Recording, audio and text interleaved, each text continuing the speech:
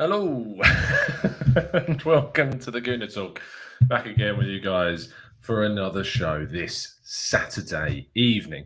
I wanted to jump on one more time today and talk about things after having a day of kind of reflection, I suppose. Now, to caveat this show, at the time of recording, there is still 48 hours left of the transfer window, which is an exceptionally long time in footballing terms.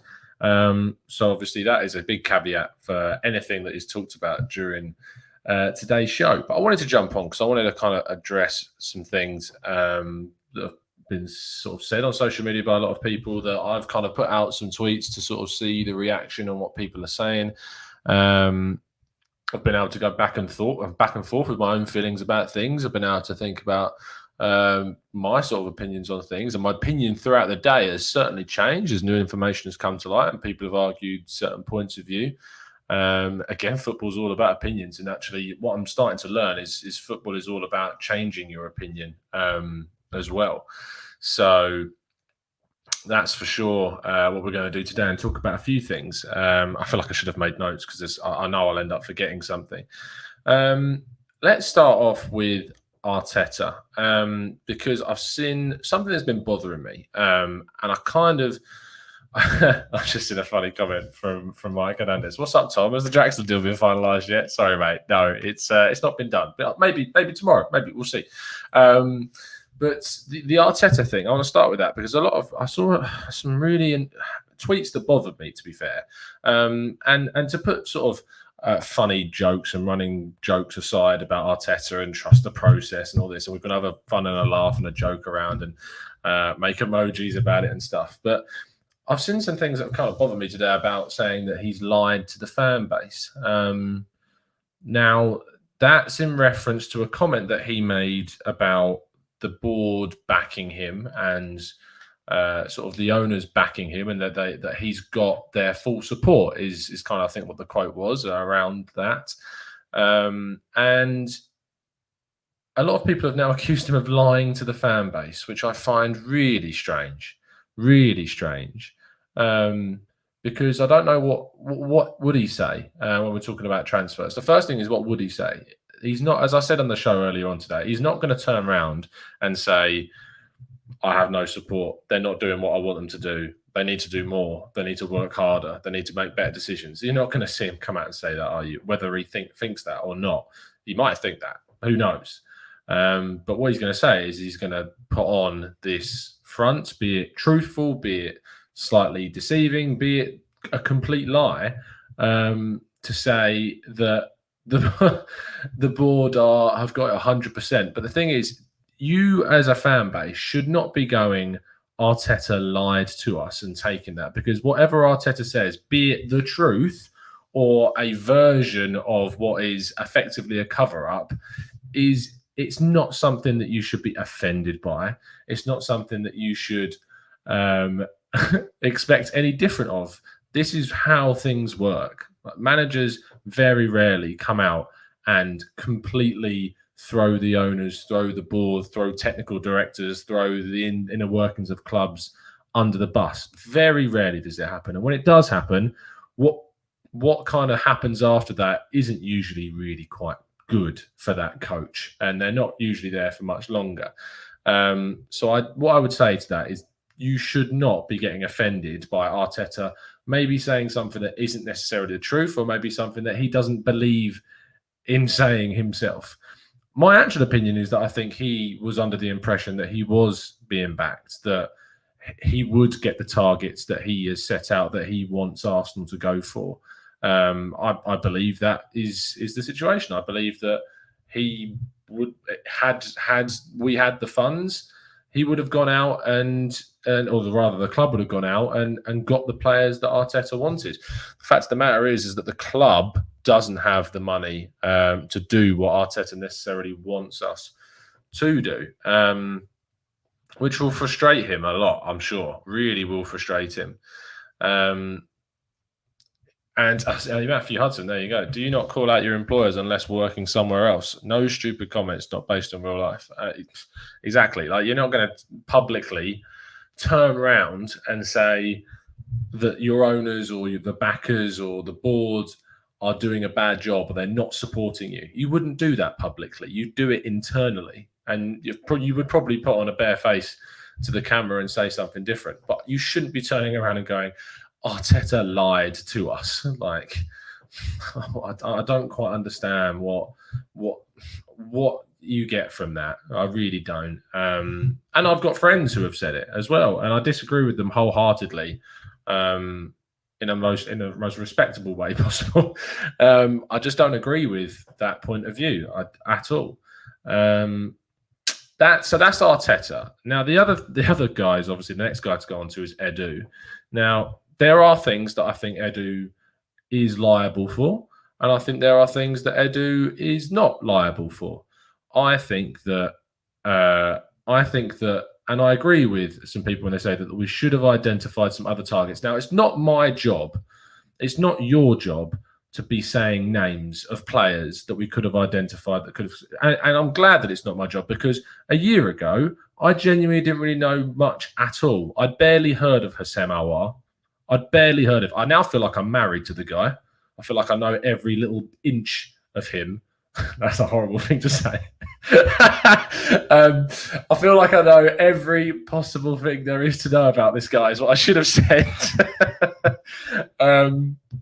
But that's going to get clipped so badly. Anyway, getting back on track. I feel like I know so much about him now because all the research that we do, because we, as Arsenal fans, obsess about this stuff, don't we? We love finding out more information about the players that we link to, and I enable that by providing tactical breakdowns and getting the insight that you guys want.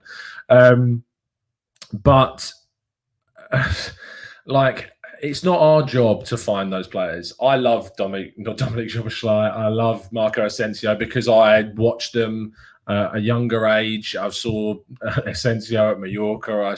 I've seen Dominic Szoboszlai come through the ranks at Salzburg in the last sort of 2-3 years or so. Not for a long time. Nowhere near as long as I've seen Asensio, for example. But I've known about him for 2-3 years or so. I did a show about him, I think, 2 years ago now. I think I did, or maybe last window, just over a year ago now.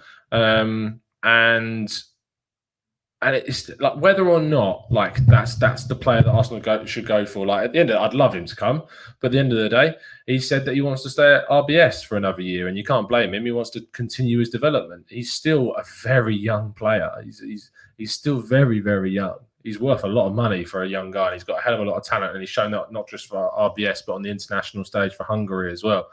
But it's not my job, and I'm sure that there are other players out there that we could have maybe targeted. Now, off the top of my head, I've struggled to really think of them. And I would implore you guys in the chat box, tell me who we should have got instead of Aouar. Who should have been the backup plan? And then before you do that, though, just think, this has to be someone that's going to improve us, first of all. It's going to be someone that's going to make a difference. It's got to be someone that's within budget, which we now know is seemingly less than 40 million euros, around 35 million pounds. Like, that's your ballpark. That's what you've got to think about. And that's what you've got to try and think. It's tough, because that is what Arteta and Edu and Vinay have been told. That's what is available to us. Ginger says Partey. Now, Partey is not in that bracket, unfortunately. He's not in that bracket at all. Saeed says Orkan Kokcu, who, of course, remained at Feyenoord. Now, again, I didn't know anything about Kokcu. I don't know if he improves us. Does Kokcu really improve us? Are you telling me that if we signed Kokcu from Feyenoord and no one else, we'd call that a good window? I don't think we would. I don't think we would at all. Zlatko says Sigurdsson from Everton. I don't think. I mean, he cost Everton about 50 million quid. So I think he costs less now, and that's only because of the fact he hasn't really fulfilled that sort of price range, really, when you think about it. Carl Halberg says Ruben Neves. I mean, do you think that Wolves would have let go of Ruben Neves for 35 million quid? I don't think so. When you're looking at Premier League players, you've just seen Ryan Brewster, who hasn't played a single Premier League game, go from Liverpool to Sheffield United. And I don't usually like comparing players, but like Premier League premiums, like Ruben Neves is going to go for a lot of money. Senki says Dennis Zakaria. Now, Dennis Zakaria is playing in a much deeper role than what Aouar would have done. Much more in the role that we're looking for, more of a Thomas Partey replacement option than maybe an Aouar replacement. So whether or not that's the type of player that you thought we should have gone for, I do. And I think Zakaria could have been someone. But I think that Arteta genuinely wanted a more creative player as a priority this summer. And that's why we've kind of gone for Aouar so stringently. Jobaslai, I mean, as I said already, he was going to stay at RBS. He wants to stay there. You can pay the fee that a club want for a player, but if he doesn't want to leave, if he doesn't want to go to you, doesn't matter how much you pay, he isn't going to come. Because if he doesn't want to go there, there's not much you can do about that. I mean, Aouar, it goes into that as well. It seemed from the start that Aouar was fairly reluctant to come to Arsenal. It seemed that way. So I don't know. I had a few people say James Rodriguez. Now, James Rodriguez, of course, left Real Madrid. He's gone to Everton, and he's playing on the right wing, for instance. And he would have been a huge risk. A huge risk. And I feel like I know the fan base fairly well, having run this show for 4 years now. And obviously very integrated into social media, and knowing how people react to certain transfers. Had we have gone for James Rodriguez, I'm not sure people would have been too pleased with that. Plus, it's a massive risk. It's a huge risk. He's gone and played for Ancelotti, who, of course, knows him really well, knows how to get the best from him, knows what to do with him. And I think that's definitely helped. I don't know how he would have worked under Arteta. I don't know how he would have fit into Arteta's system. You would have had to change it massively. You couldn't play in the 3-4-3 because playing on that right-hand side in a 3-4-3, in the way that James is playing currently for Everton, you need that extra midfielder, which I don't think that he would have flourished as much maybe at Arsenal. Memphis Depay says, Ian. Well, Memphis Depay is definitely more of a forward player. You're looking at him as more of either a striker or as a left wing, or maybe in the sort of the Arteta second striker role. I'm not sure Depay improves on what we have necessarily too much right now. Does he? Because I don't think he does. Ben Rama says Latko. Ben Rama, again, is another forward player, plays on the left, can play kind of centrally as well. And he's not going to be playing on the left for Arsenal because Aubameyang's there. Senki says Isco. Now, the thing about Isco is that he has declined under Real Madrid, under Zidane. He's not in as good of a form as he would. So, again, that would have been a really big risk. Benassa, says Coop Dog. Now, Benassa's an interesting one because, of course, we used to have Benassa at the club. He's doing really well at AC Milan right now. But is that... So, say if you go for a Benassa, well, that's going to cost you 30 million euros. And if you spend the 30 million euros in this market on Benassa, that means then you're going to be pretty hamstrung going into the next window. Is it worth going for a Benassa now so that it may mean that you can't get someone better in the next window? I don't know. And that's what, and I've constantly been going back and forth about the Thomas Partey thing, because we need someone of that ilk. We need some of a Thomas Partey type player at the club. And if it wasn't Thomas Partey, part of me was like, we need to get top four this season. We desperately need to get Champions League football next season, or win in the Europa League.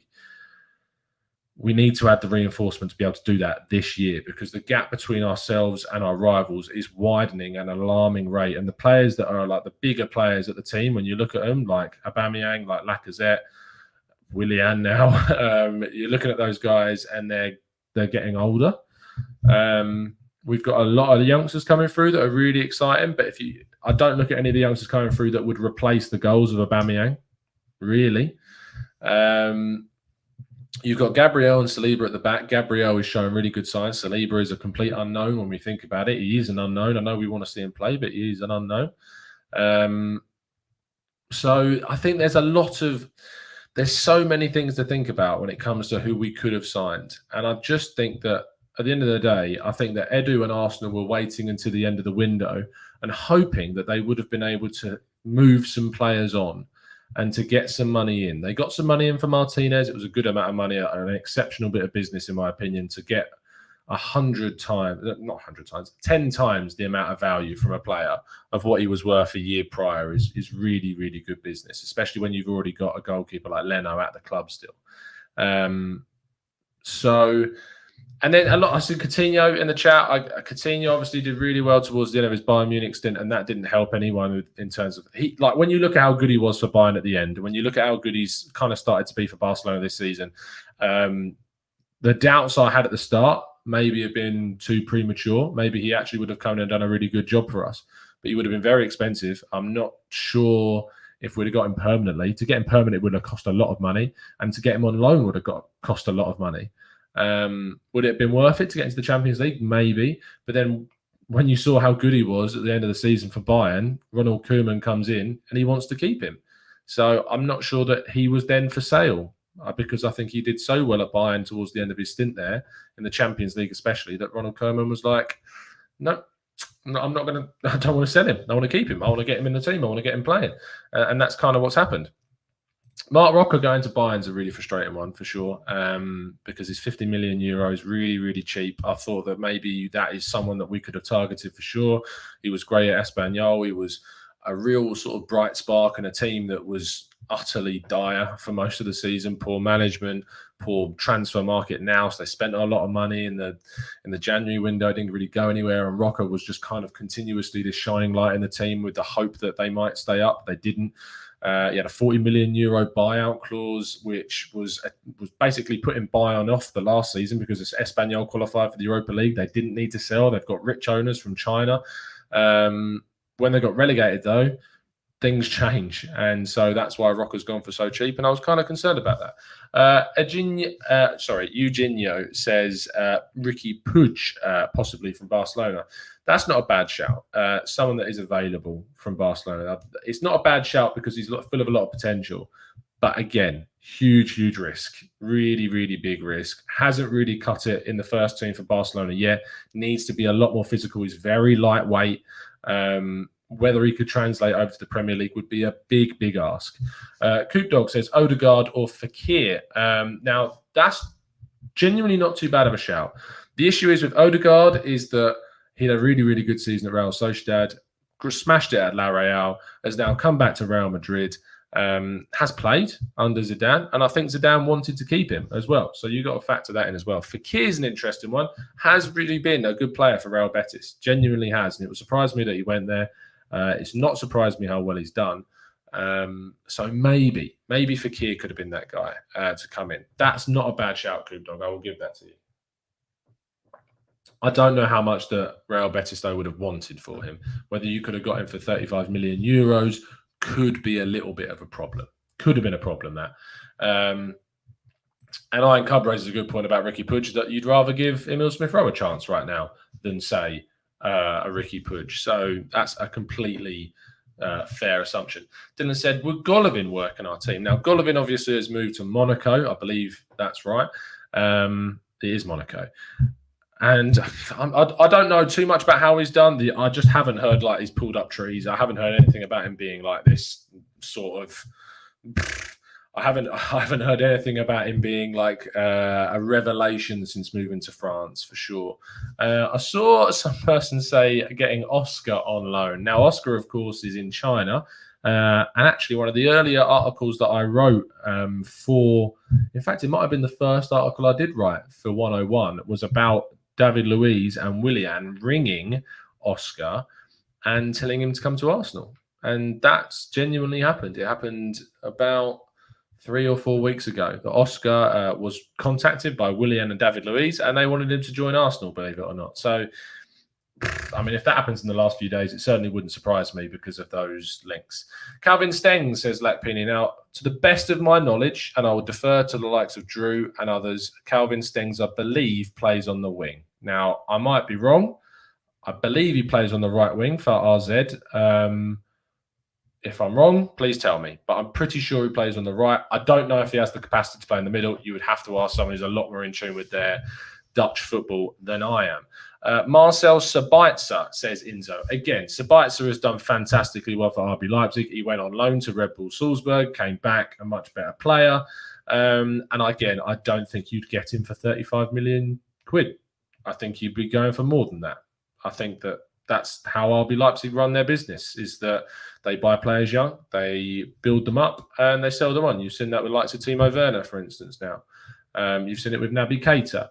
So I just think that you wouldn't have got him for the money that is available for us. Ses Cal says Diawara, who is, of course, the, I believe, Guinean international for Roma. He was linked to Arsenal previously. Looks sprightly, looks a player, very young. Got a bit of an injury record. We spoke to Richard Hall of Football Italia and the Gentleman Ultra. He came on and talked about Diawara and said that it would be a risk. So again, you've got someone, and does Diawara improve us? I don't know. I don't know. Is he how much better than, say, El Neni is he? And you have to think about that sensibly, because El Neni has been good since he's come back. Is it worth doing that for someone that's maybe a bit better than El Neni? I'm not sure. I don't know. You'd have to tell me in the chat box. Fabian Ruiz, yes, very good Spaniard at Napoli. He is very good. I don't know how old Fabian is now. Just check.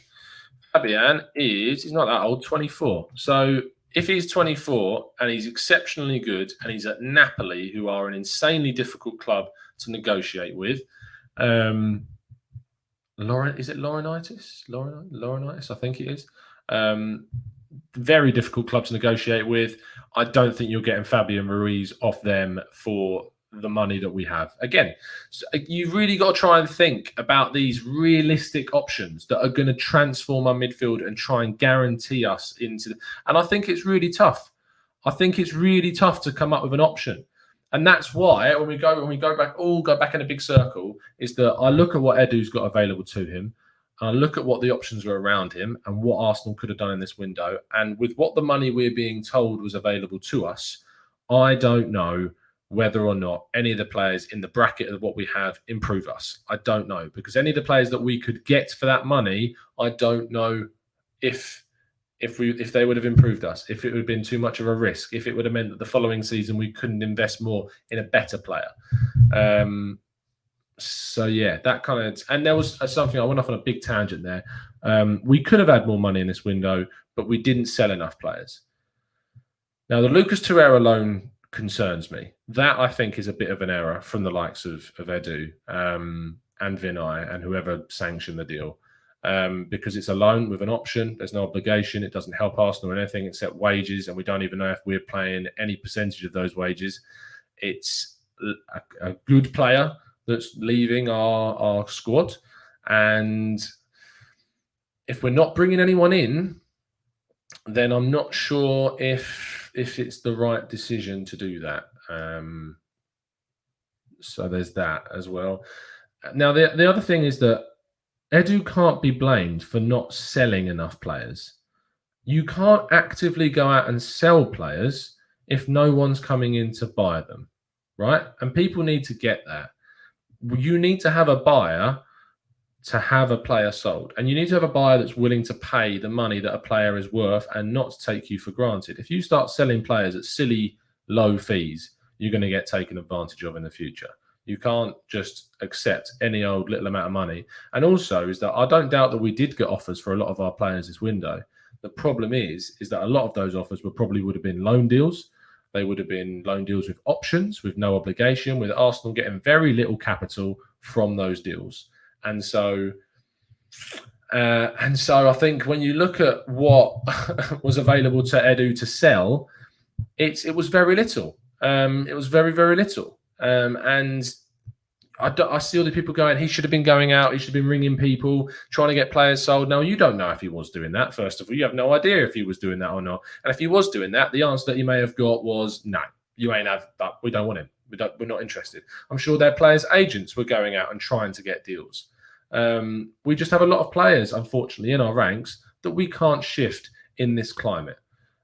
And that is it. And we've been played. I think Aizen says it good. Edu got bodied by Atletico Madrid. I genuinely think that Edu lost that battle. That is a big criticism I would have of him in this one. I think Atletico have played us really, really well this window.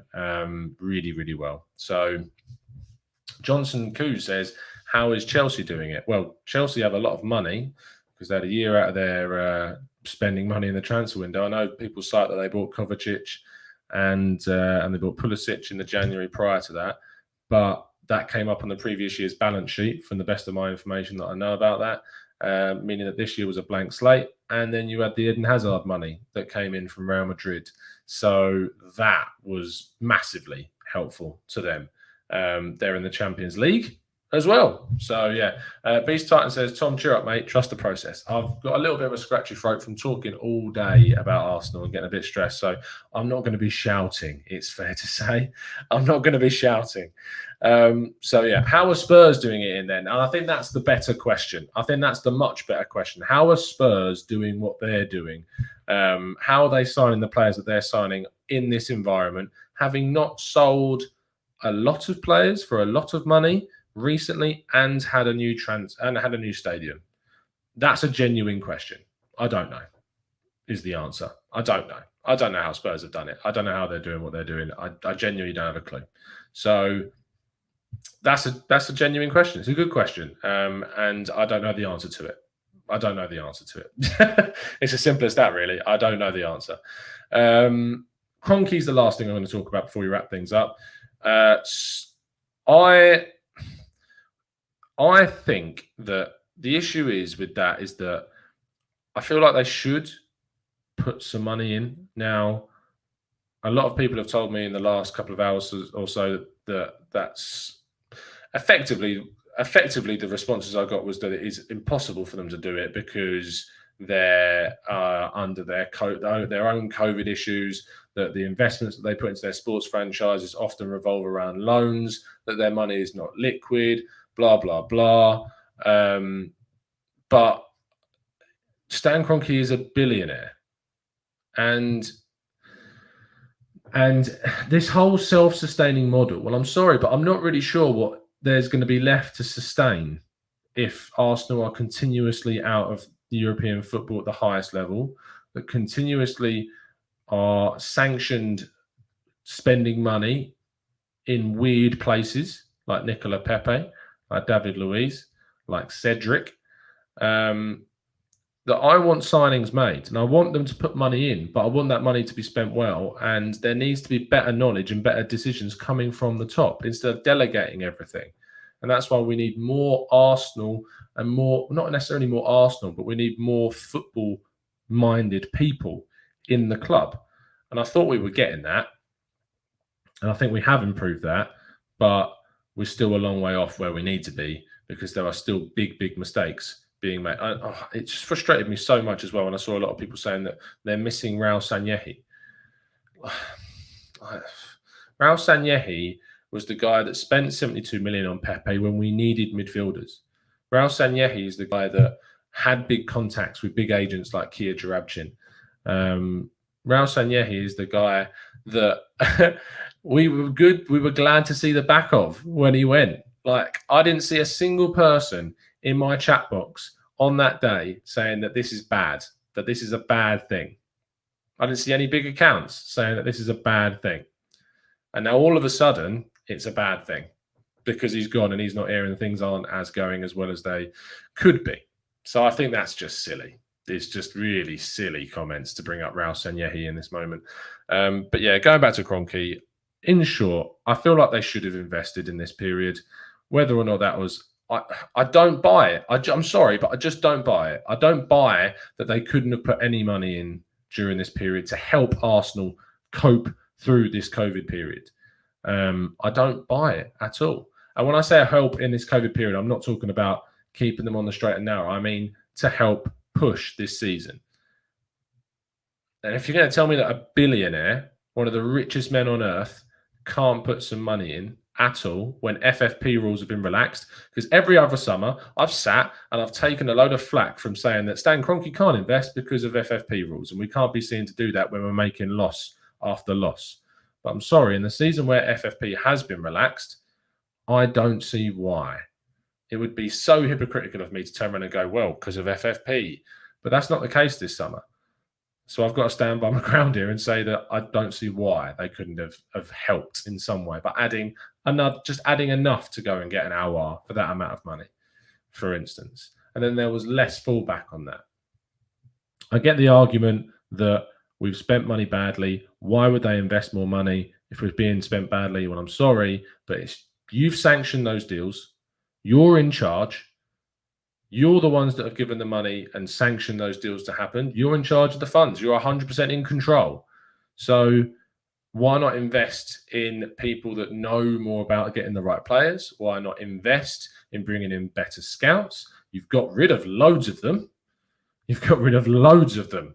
So why, if you've got rid of loads of those scouts, I know we're streamlining them, but getting rid of people and not bringing anyone in at all is not fixing the problem.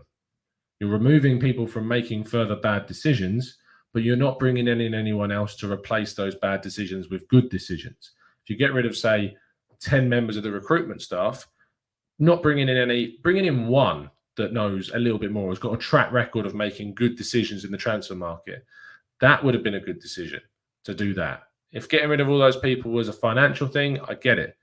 But to get rid of all of them and not to replace any of them, if you are concerned about the financial decisions that have been made at the club, I think is an error. And it's just frustrating that the things are going. I'll just finish with the show by saying that I genuinely am concerned about this. The self-sustaining model, I get it. I've understood it. I've backed it for a long time. I think it's successful in a way. I think it can work. You look at Liverpool. It's a clear example of where a self-sustaining model can work if money is spent correctly. But it's not being spent correctly. And that needs to be worked on. So why we haven't gone out and identified a player like Thomas Partey that is someone that could genuinely transform the midfield, in my opinion, also in the opinion of a lot of other experts in the game, I don't know. I don't know why we've not gone and done that. I don't know why we sanctioned a £72 million deal for Nicola Pepe when we needed to improve the midfield as well. I don't know why we did that. So, I mean, you can highlight the fact that the Kroenkes are reluctant to invest because they've seen a poor track record, but I'm sorry, they're the ones that sanctioned those deals at the end of the day. They're the ones that okayed them. They're the ones that said, yeah, that's fine, you do it. That's what they mean when they've got the backing of the owners. So, get someone in that knows what they're doing more. Get someone in that's got a better track record with these sorts of deals. Because at the moment, it just doesn't make any sense to me. It really doesn't. So, there you go. There you go. There's how you sign off. We love to be usually pretty optimistic on the show. I feel like I've tried to quell a few of those negativities, but there is some stuff that you just have to be very serious about and very level-headed about, and those are the stuff that we've kind of covered at the end of that video. Apologies that I have been very monotonous is probably the word to use this evening. My voice is I can feel like it's going. I may not survive until the end of the transfer window at this stage. But yeah, it's... yeah, and I mean, there you go. This is the type of comment that frustrates me because you can't say anything without something else being picked up on. Just because I've said that, yeah, blame the Pepe deal, doesn't mean I'm not talking about the mistakes that have been made previously. I've highlighted this as an example. I've highlighted that example.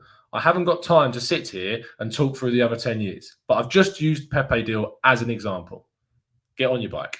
So this is what the transfer window does to me. It turns optimistic Tom into someone that has to go and put down people with silly opinions. Oh, dear. Timo Pesci, you'll wake up tomorrow to the Partey signing. Well, wouldn't that be a nice thing to wake up to? Wouldn't that be nice? To Chelsea. Oh, dear. That was a nice way to try and pep me up as we finish the show. Thank you for tuning in, people. Try and stay sane over the last 48 hours of this window that we've got left.